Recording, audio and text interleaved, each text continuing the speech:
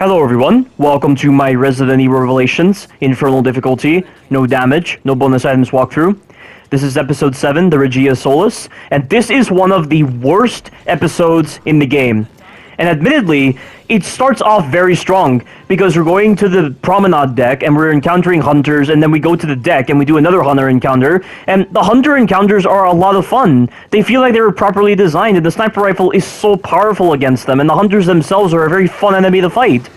And just the way the game utilizes these hunters, it feels like it's properly paced. The hunters come at you in numbers that make a lot of sense, and they complement the fundamental designs put in place with Resident Evil Revelations. And that is why this episode starts off very strong. But then we get to the second half of the episode, where we have to get to the controls for the UAV under a very strict time limit, and for some reason the time limits in the Revelation sub-series are even more strict compared to the time limits in the mainline Resident Evil titles. And just the way the enemies are placed in the entire area, it's just awful. And there are just so many moments where the AI does some very weird things. We're reintroduced to Rachel again, and Rachel is already a very shit AI system, and she's so poorly designed unless you have Days 3 on your pistol. And then you have the Tricore news, and the Tricore news are just nuisances, and for some reason, the game spawns enemies in plain sight. Like, they appear out of thin air, and it's just a great example of unintelligent enemy placement if the game is having to resort to stuff like that. And there's so many moments where the enemies teleport right in front of you just to fuck you over.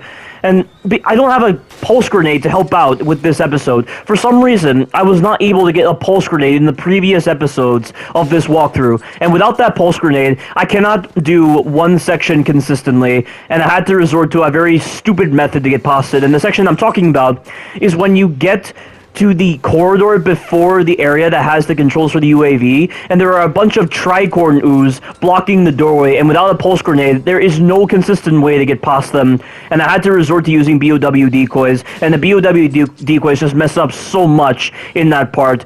Not only would I get moments where Rachel would attack me, but then I would also get moments where the tricorn ooze would attack me as well.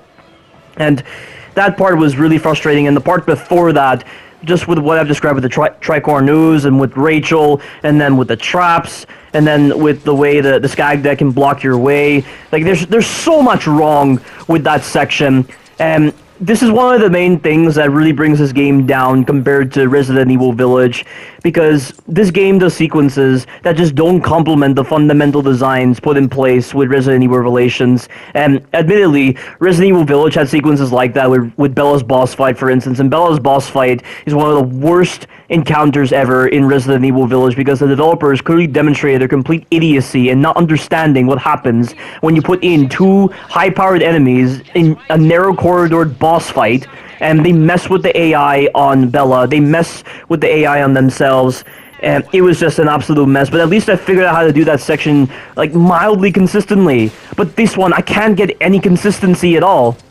And maybe if I had weapons like the shotgun, it would be a little bit better, and if I had a pulse grenade, it would have been a lot better. But it still doesn't change the fact that this section is poorly tested. The QA did a terrible job with this goddamn mess of a section. This is one of the worst sections ever made in a Resident Evil game by far. And right here, you're given roughly like 3 minutes and 50 seconds or something in order to actually do this entire sequence, and you can take it slowly right here. But if you restart the checkpoint, when you get to the bilge area, the game will reduce your timer to like 1 minute and like 20 seconds. And it is such a strict time limit, and you're forced to rush like crazy. So you've got to make sure you do this whole entire section without restarting the checkpoint, because if you restart the checkpoint, the game is going to screw you over with a very low time limit right now. And this right here, this part with the hunters, this is the one part where the hunters are really annoying, because there's no telling if my sniper rifle will instantly kill them or not, and if you don't instantly kill them, they'll jump around, and it makes it very hard to track them down. And then we get over to this part, and this is the worst part right here. So it'd be good to have Days 3 with you, just so you can deal with Rachel and get her out of the way in some minor sequences, but I just want to rush past it, and I'm also doing that to ensure that I get sniper rifle ammo from the ammo boxes scattered around the environment, because I'll need a lot of the sniper rifle ammo, and this right here is just going to present with a lot of risk. Like, right now, the moment this cutscene triggers, and you push forward a little bit, Rachel will spawn, and Rachel can choose to grab you whenever you're running away from her, or she'll do another one of her annoying attacks. Or sometimes she doesn't do anything. And did you see that just then? Did you see that tricorn ooze on the right and how he just appeared out of nowhere while I was mantling?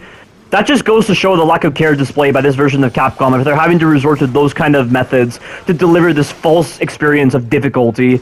And we get to this part right here, and without the pulse grenade, I can't get this consistently, so I have to do this. I throw a BOW decoy to distract Rachel, and then I throw up another BOW decoy right over there to distract the Tricorn Ooze and get them to fire more to the left. That way I can squeeze right past them on the right, and they're too slow to attack me, and that's the end of the sequence. That is one of the worst parts of the game right there. That's one of the worst parts ever made in the entire Resident Evil series, and that is just an abject failure in game design that makes it seem like a 2-year-old designed this whole entire section, just like a 2-year-old designed Bella's boss fight from Resident Evil Village.